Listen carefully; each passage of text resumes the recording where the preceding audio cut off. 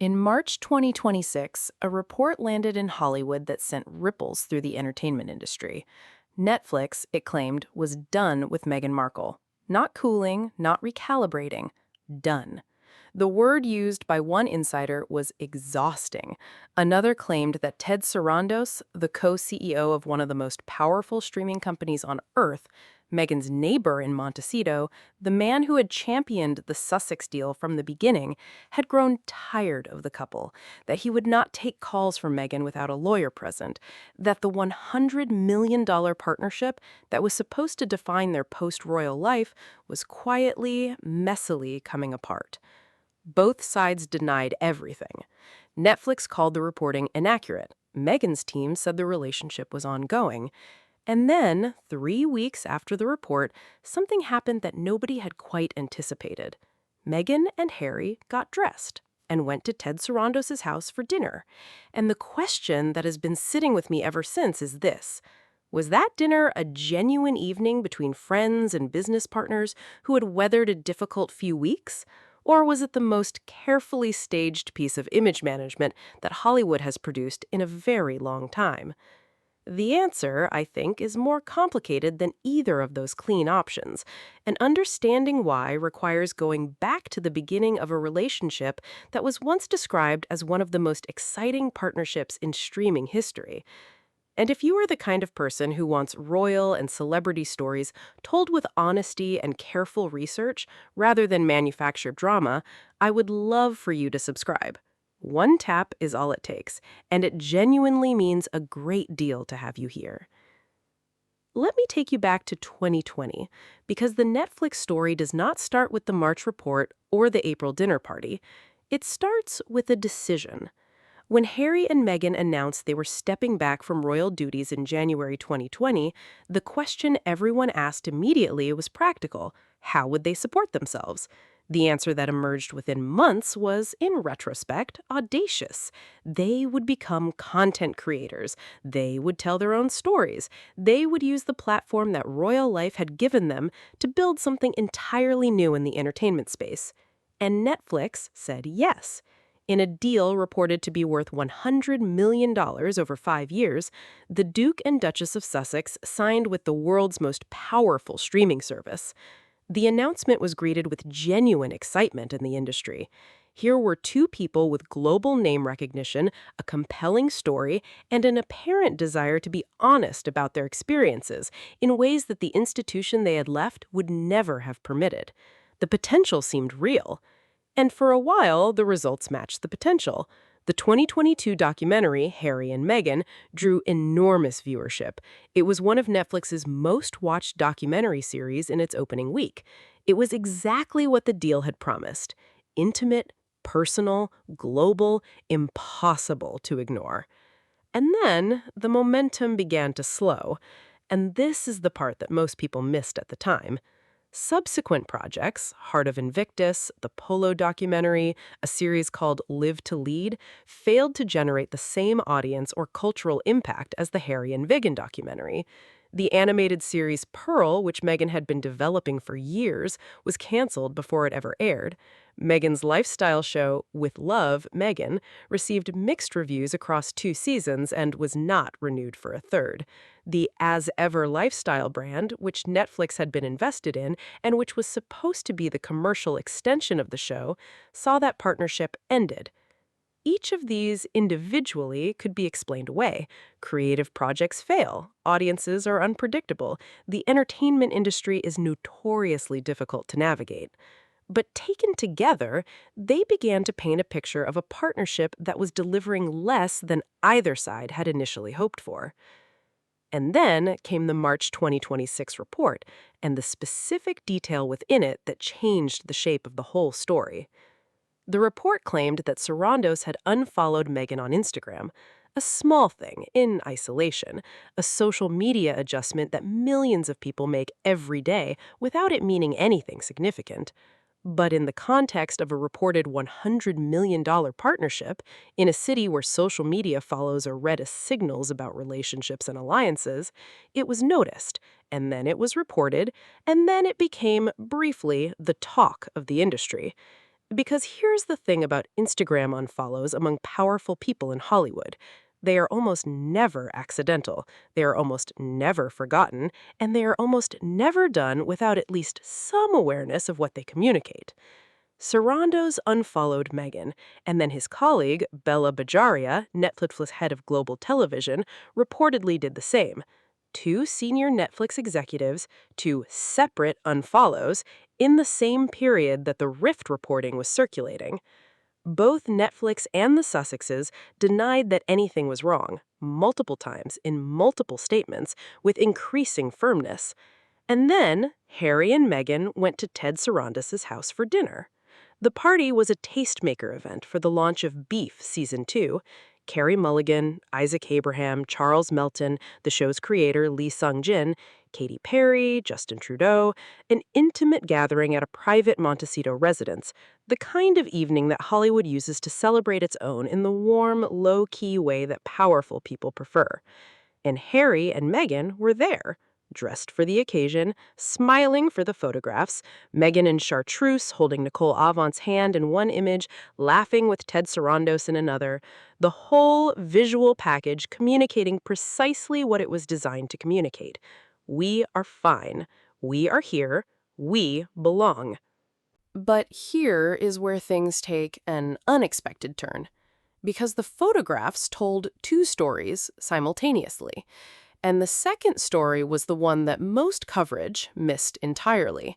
4 of the 5 photographs that were initially distributed through a photo agency were subsequently removed, quietly, without announcement, at Netflix's request. The images that disappeared were, according to reports, the ones that showed Meghan in close physical interaction with Sarandos and his wife, the hugging, the shared laughter, the moments of warmth and intimacy that were supposed to be the evidence that everything was fine. Those photographs vanished. The only image that remained was a group shot, 4 people standing together, looking pleasant. The minimum necessary evidence of an evening that was supposed to prove considerably more. And a body language expert who examined the photographs that did survive made an observation that has stayed with me. She described Meghan's laughter with Sarandos as excessive to the point of insincerity. She described her overall body language as hyper-familiar, suggesting a need to demonstrate closeness rather than a natural expression of it. She noted that in the group photograph, Meghan appeared to be leaning away from Harry and toward the executives, as if, the expert suggested, maintaining the professional relationship was the priority of the evening. Now, body language analysis is interpretation, not science, and I want to be clear about that. The same photographs can be read entirely differently by different people. Meghan's defenders pointed out, reasonably, that she is photographed constantly and that analyzing individual expressions in still images is an imprecise business at best. But the combination of factors, the Rift reporting, the Instagram unfollows, the carefully selected guest list, the photographs that were removed, and the body language observations, together they form a picture that is worth examining, honestly. And this is where I want to give you the other side of the story, because it exists, and it matters, and your intelligence deserves to have it presented fairly. Sources close to the Sussexes were specific and consistent in their response to the Rift narrative. They said Meghan and Harry are good friends with Ted and Nicole. They said the relationship is genuine, personal, and not simply professional. They pointed out that the couple and the Sarandos family had lived as neighbors in Montecito for years, that they had stayed with Ted and Nicole when they were first fighting their feet in California, that the friendship predated the Netflix deal and would outlast any particular contractual arrangement. That account deserves to be taken seriously, because friendships are real. Neighbors who have supported each other through difficult times are real, and the instinct to show up for a friend's event, particularly when the rumors about a falling out have made the industry question the relationship, is entirely human and understandable. And here's the thing about the Rift reporting itself that is worth naming plainly. Much of it came from unnamed industry sources, sources with their own interests and their own reasons for characterizing the Sussex-Netflix relationship in particular ways. Hollywood is an industry where perception matters enormously, and where stories about people being done, or exhausting, or too difficult can become self-fulfilling prophecies if they circulate long enough without being challenged. Meghan and Harry went to that dinner in part to challenge the narrative. That is not cynical. That is simply what public figures do when a story is threatening to take hold that they believe is unfair or inaccurate. But here's the question that the removed photographs make impossible to fully resolve. If the evening was as warm and genuine as the Sussex camp described, if the friendship with Ted and Nicole is as real and as uncomplicated as sources suggest, then why were the photographs that showed the warmth and the closeness and the genuine friendship the photographs that were removed? That question does not have a clean answer, and I am not going to pretend it does. What I can tell you is what is actually confirmed about the current state of the Netflix relationship. The original $100 million comprehensive deal has been downgraded to a first look arrangement. The As Ever lifestyle brand partnership has ended. With Love, Meghan will not return for a third season, and the scripted polo drama that the Sussexes announced in the aftermath of the Rift reporting, a new project designed in part to demonstrate that the pipeline of content was still active, has not yet been given a premiere date. That is the verified picture, not a partnership in full collapse, but not the flourishing creative relationship that the 2020 announcement suggested it might become. And Ted Sarandos, for his part, has navigated all of this with the particular skill of a man who has spent decades managing enormous creative egos and complicated professional relationships. He hosted the dinner. He appeared in the photographs that were released. He has not made any public statement that could be read as hostile to the Sussexes. He has simply, quietly, carefully, without drama, made a series of decisions that tell a story of their own. The Instagram unfollow, the photographs removed, the projects not renewed, the deal restructured. None of those things are a fight. None of them are the kind of explosive confrontation that generates headlines and requires a public response. They are the quiet signals of an industry relationship that has shifted, that has recalibrated, that has moved from the enthusiastic partnership of 2020 to something more measured and more conditional in 2026. And Meghan, who understands the entertainment industry well enough to have lived a successful acting career before the royal chapter of her life, understands those signals. She can read what a restructured deal means. She can read what it means for an Instagram unfollow from a partner's senior executive. She can read what it means when the photographs from an evening designed to demonstrate closeness are subsequently removed.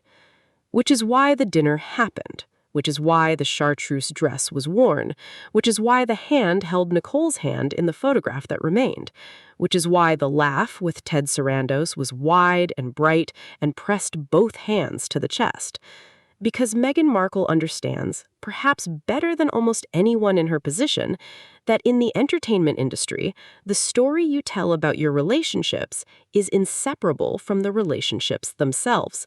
That perception is reality, that a dinner at a neighbor's house, photographed and distributed and published in the right outlets, can do as much for a professional relationship as any contract renewal. And that sometimes the most important photographs are the ones that get removed.